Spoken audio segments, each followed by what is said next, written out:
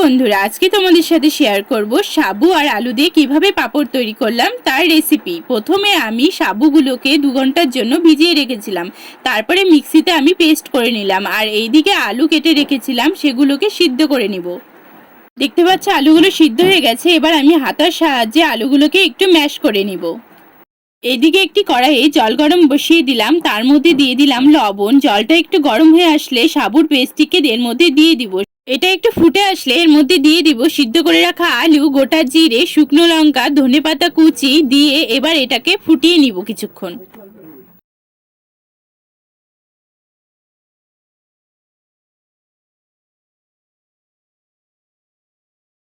দেখতে পাচ্ছ আমি ভালো করে ফুটিয়ে নিয়েছি। এখন আমি এটাকে নামিয়ে নিয়ে একটি কাপড়ের উপর ছোট ছোট করে পাঁপড় দিয়ে নিব। তোমরা চাইলে এটা বড় করেও দিতে পারো। এখন এগুলোকে রোদে শুকিয়ে নিতে হবে ভালো করে।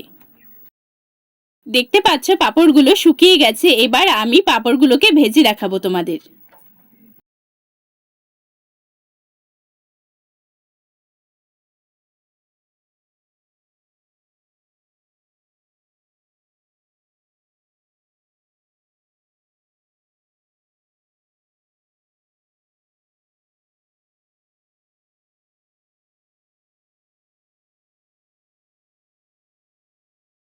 দেখো আমার পাঁপড়গুলো ভাজা হয়ে গেছে। এবার তোমাদের একটা ভেঙে দেখায় কতটা মুচমুচে হয়েছে।